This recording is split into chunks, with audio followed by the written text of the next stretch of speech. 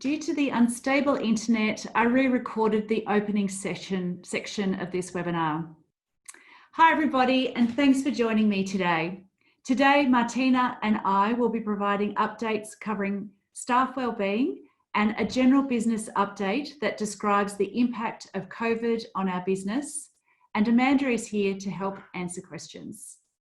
Before we get started, I'd like to acknowledge the traditional owners of the land on which we are meeting today in our respective locations and pay my respects to elders past, present, and emerging. I hope that you've all been well, especially of those of you who are in Metro Melbourne under stage 4 restrictions. I know it isn't easy.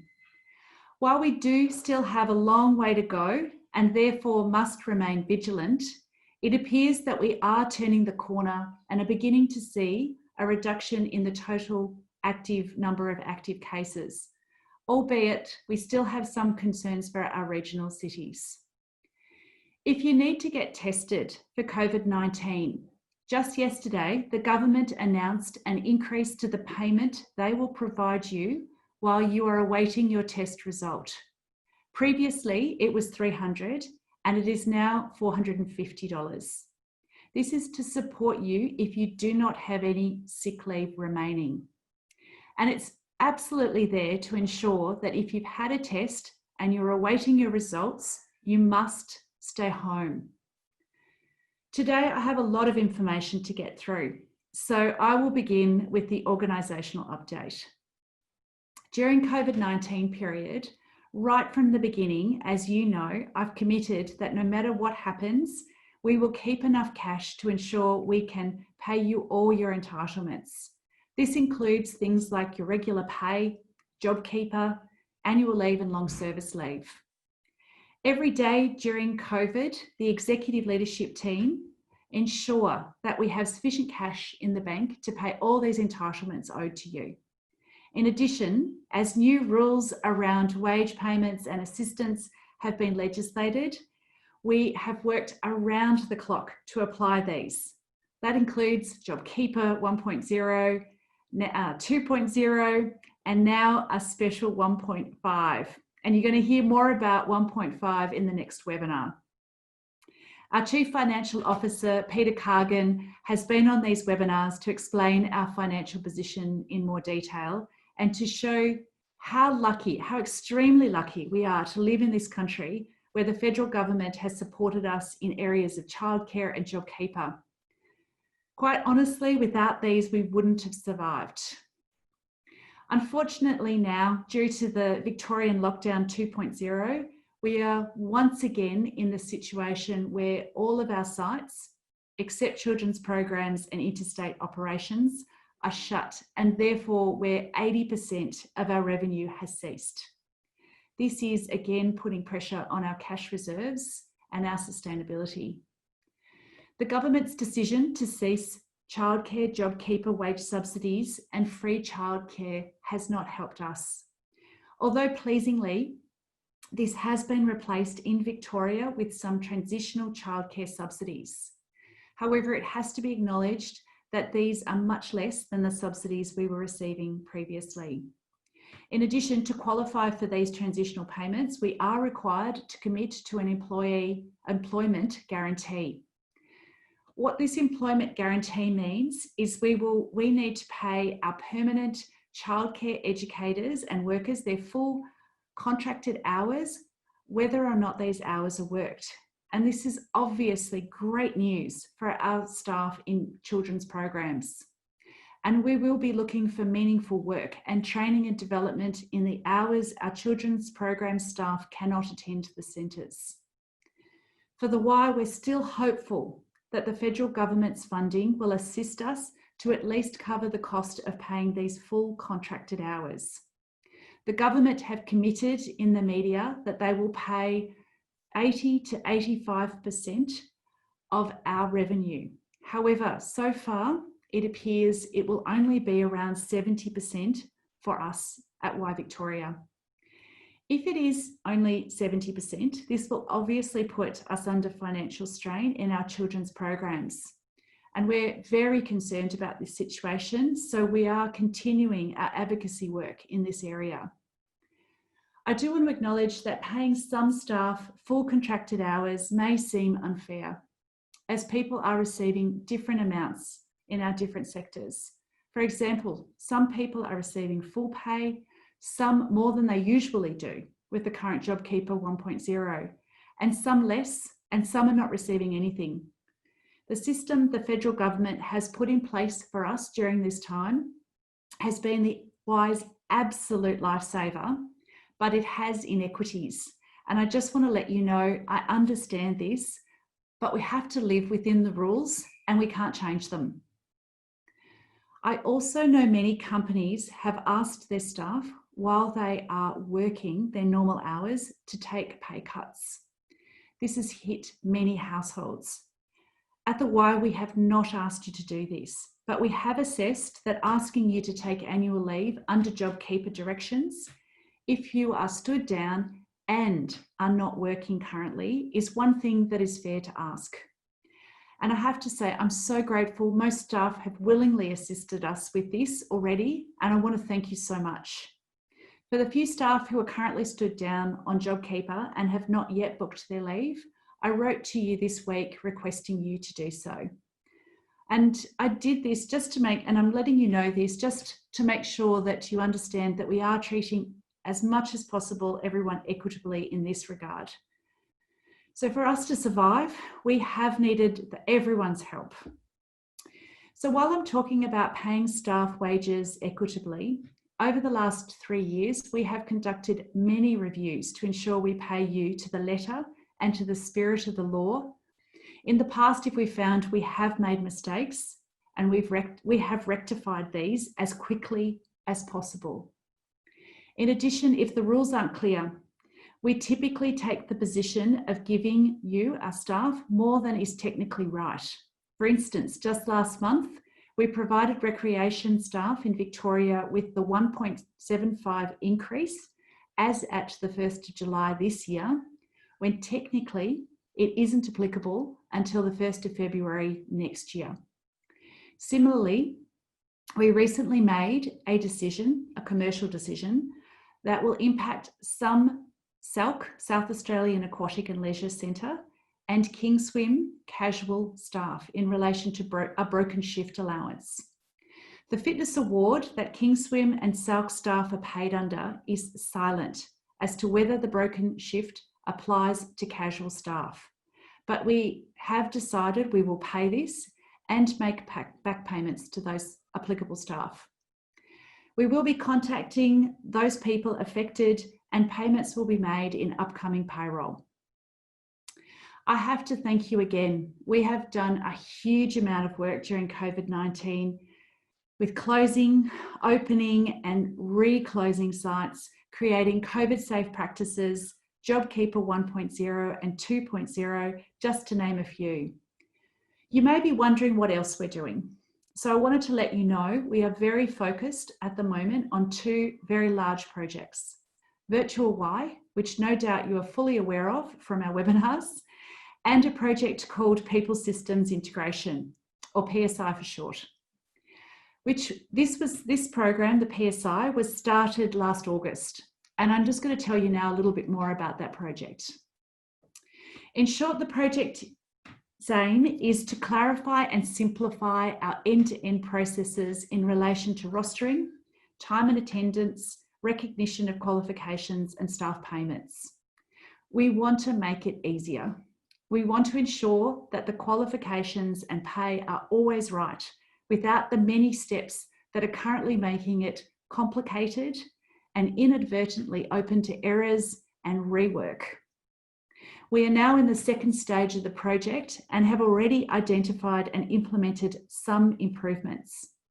For example, we have already implemented the RITEC phone app, so you can remotely clock on and off RITEC no matter where you are. Correctly recording your time and attendance and qualification is vital for us to pay you accurately. We will be working with your managers to provide all the additional training and support needed. Unfortunately, we have seen that these processes are not being followed consistently across all areas. And as you can imagine, this creates even more manual workarounds. If and where the PSI project finds anomalies in payments to staff, we will rectify the situation as quickly as possible. And this is in line with our values and our ongoing commitment to you. For example, we are currently reviewing whether we have accurately captured all of the qualifications in the system for children's program staff. We are in the process of working with staff to update records to ensure they are correct. If this results in identifying instances where staff were not paid the correct rate, we will rectify and reinstate pay as we have in the past. The Y is a really complex business. There's no escaping that. But we are keen to work with you all to improve our systems and processes to make life easier, improve accuracy, and reduce complexity for everyone.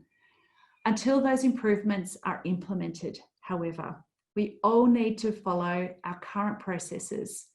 And as I stated before, we will be providing you with training and support to ensure that you understand what to do. The PSI project is in its early stages, and I will continue to provide updates as the project progresses. I'll now hand over to Martina. Thanks, Carolyn, and thank you for that really important messaging today. Hi, everybody. I'm sure many of you have heard of our Employee Assistance Program, or EAP, provided through LifeWorks that is available to all staff and volunteers and their immediate family. I know I often talk about EAP, but I wanted to go into some detail today and share some of the features that you may not be aware about that the service provides. Our EAP does offer traditional counselling if you need help personally or professionally, but it also offers financial counselling and support in navigating financial hardship. Given the economic impacts of COVID-19 on Australians, particularly here in Victoria, you might be experiencing financial hardship and looking for support in how you can get through this challenging period.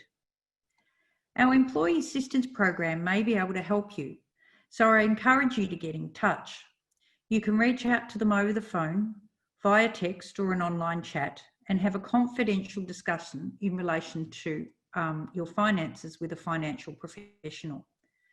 The financial counselling services provided will take you through your options, like how you can call up your banking facilities or your utilities provider and discuss different billing arrangements due to financial hardship. They can provide advice and tips on budgeting and minimising your spending during the periods of lower income, and much more. They will be aware of the various options that banks and utilities have to assist their customers. An example that you mightn't have thought of is in car leasing or car loan repayments. There are many options that the providers have to assist you in this area, but sometimes it's difficult to access them. This is how the EAP may be able to help you. So I really encourage you to give them a call or message if you think this could be beneficial to you. It might just provide you with peace of mind to know that you have options if the lockdown continues. They are not financial advisors, but they are qualified to provide general financial counselling for you in your situation and at no cost to you. It's completely anonymous, so please remember to reach out to the Employee Assistance Program on 1300 361 008 to get support if you need it, or just to have peace of mind for planning into the future. There have been so many updates in the children's program sector, and it has been a very confusing couple of weeks with multiple government announcements that we have had to interpret.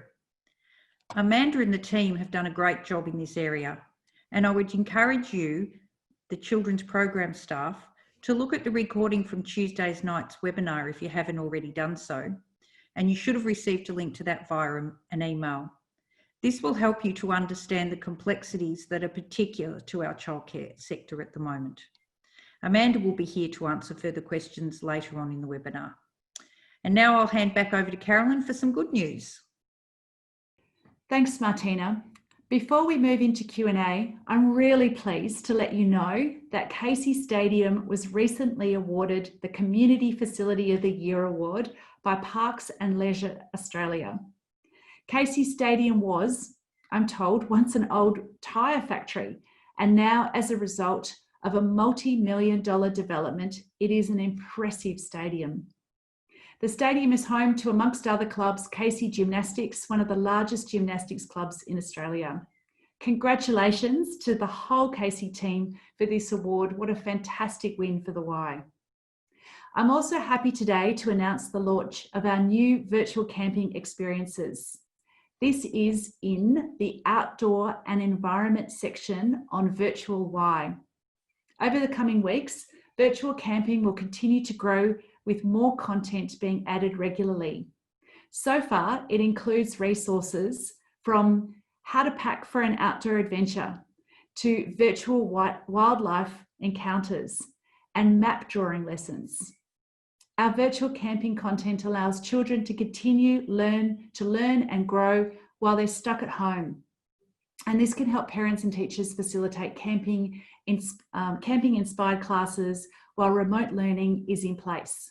So please, I ask you, either encourage your schools to use these materials, or you can use them yourself if you are at home schooling or just interested in topics such as taxidermy, one of the many interesting topics you're going to find. So now let's move into Q&A. Okay, so Carolyn, are you hopeful that most recreation and leisure centres will open before the end of the year? You know, I am. I'm really hopeful that we will. I think part of Jen's plan is that we are in lockdown, obviously, for this 6 week in restriction 4 in Melbourne and 3 in our regional centres, our regional areas.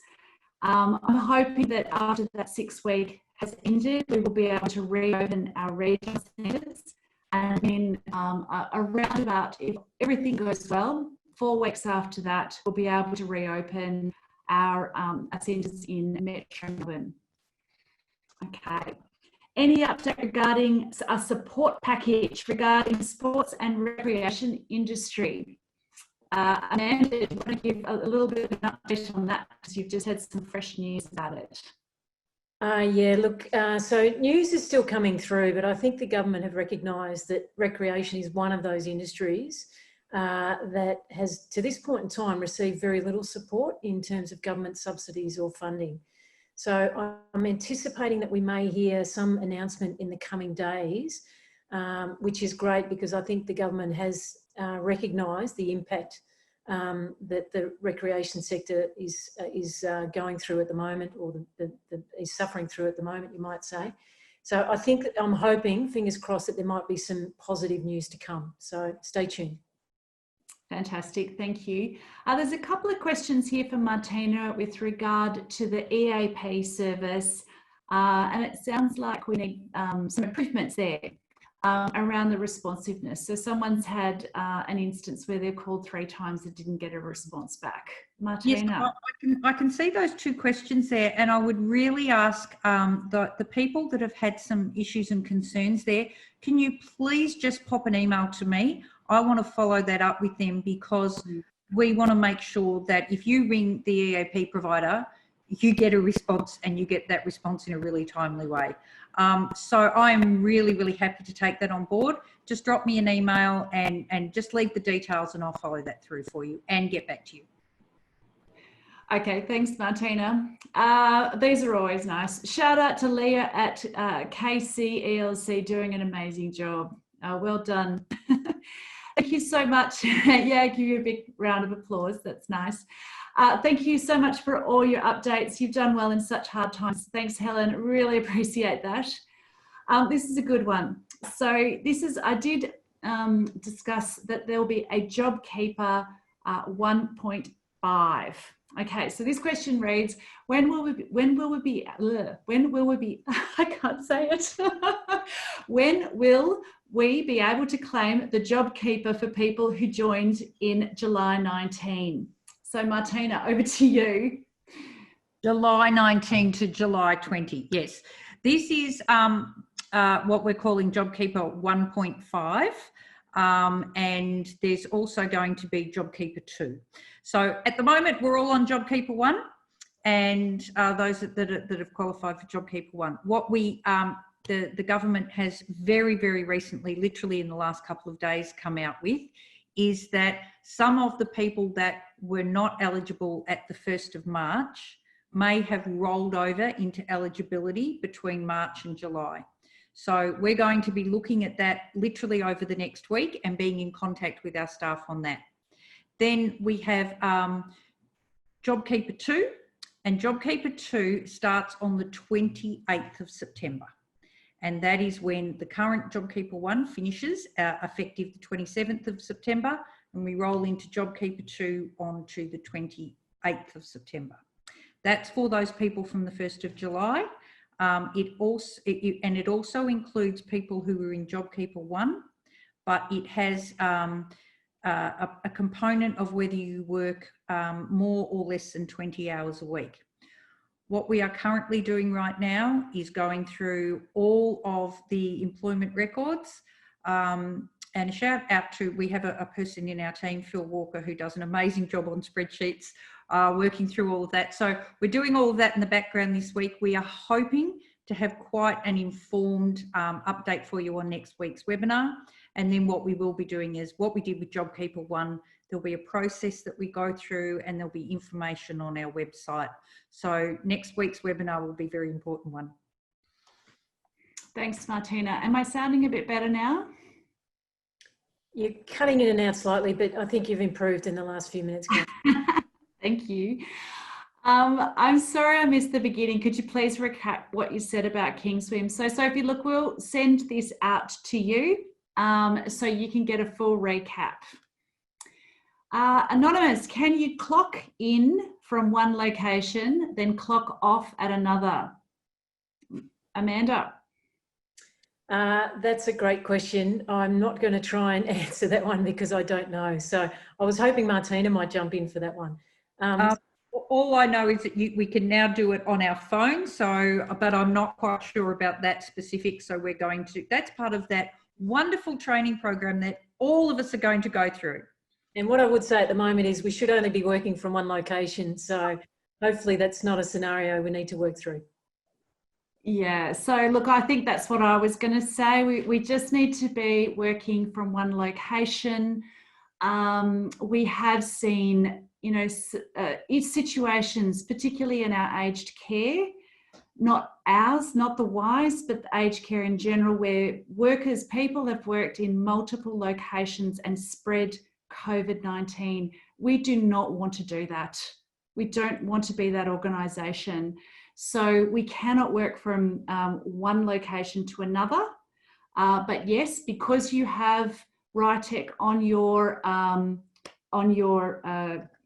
phone app now, let's say you were working from home and you had to check in at one of our locations, yes, you can actually check in at different locations. And if I could just add to that, we are going to be seeking lots and lots of feedback and lots of questions so that when we develop the training in that area, we can provide answers to all of those sorts of things. So think up all the questions you can. We really are going to need that feedback in regards to RITEC. We've got time for just a couple more questions. There's one here, it says, it also includes casual staff. I think you're talking about RITEC in terms of the mobile app. And yes, we do allow our casual staff the access to that app, if that's what you're talking about, I hope. Do the 20 hours have to be with one employer? I work more than 20 hours a week, but not with the Y, Martina. Yes, my understanding is, again, and we will be clarifying all of this, but you have to qualify with one employer. You can't qualify across employers for JobKeeper. So if you might work less than 20 in two employers, you'd still have to choose and nominate one employer for the JobKeeper. So with your circumstances, that will be one of the ones that we'll work through with you when we get to that stage. Thanks, Martina. This is one for Amanda. Do we need to clock on and off if we're working training from home? And this is in particular while we have days we are working at home with childcare. And the answer to that is absolutely. You do still need to clock on and off, even though you are working from home. It's important in terms of our employee records, our payment records. This is exactly to the point that Carolyn was speaking about before. So we need to make sure that we're keeping compliance with all of our systems, even if you are working from home. Okay, fantastic. And sorry, it was about casual staff and whether JobKeeper relates to casual staff. Martina. Yes, it does. So as you would have done with JobKeeper 1, there are casual staff that were eligible. There will be casual staff eligible under JobKeeper 2, and there will also be some casuals who might be eligible under 1.5, and we will be coming out and again notifying everyone in regards to that criteria. Yeah. And look, and this is exactly what we want. We have got someone here that's saying that they haven't been paid according to their qualifications. That's exactly what we're doing at the moment. Does this mean it will be corrected? And yes, it will be. So once we've found out your qualifications and updated the system, we will work through that with you. When reopening sites, what are the thoughts about childcare, cafe services, etc. opening that were not during the last reopening? Yeah, so Amanda, talk about childcare in recreation centres and cafes. I'm happy to jump in there, Carolyn. So there's a couple of considerations to this because we don't get to make all of the decisions on our own. So firstly, we'll obviously be guided by government regulations. So with regards to gathering restrictions and so on, as well as OH&S considerations. So sometimes the government are mandating some particular safety considerations that we need to include as well. So we need to consider childcare and cafe services as part of the whole picture with the whole recreation service. And sometimes it might be that we can only open particular parts of the recreation centre and not all parts at the same time. And some of it will also be determined according to demand. So in high demand areas, it might be that we're opening those parts of the facility earlier than other parts of the facility. That's not suggesting that childcare and cafe are not considered high demand. So there's those considerations. There is also the consideration that we're working in partnership with our council partners. So they get to help us co-design what our reopening looks like as well. So there's a few considerations around there, around government regulations, our council partner needs, and also the safety considerations. Fantastic, Amanda. And I'm just going to have one last question. I was trying to access EAP, this is for Martina, online, but I was having some trouble finding the correct website. Then needed some login details. Could you advise these details or where I can find them? Absolutely. Two places I will say, they are up on our emergency, COVID website, and they are on the on our normal YNet website. We are literally this week changing the tiles on the top of our YNet website. So I'm going to make sure that this has a real prominent place so that people, when you go to our YNet front page, you'll be able to click on and get onto the EAP program. Thanks, Martina. That's great. And look, we'll put the details in our mail out after this. So that you can either watch this again or get some further information. So we'll give you that EAP information there as well. Thanks for all your questions. Look, if you have any further questions or suggestions regarding the PSI project, we will establish a web page like we did with COVID to provide further information. The link for this web page will be sent out to you in the coming weeks. Finally, I'd like to remind you that you have until Monday to enter the rebuild competition to win some of their handmade woodwork.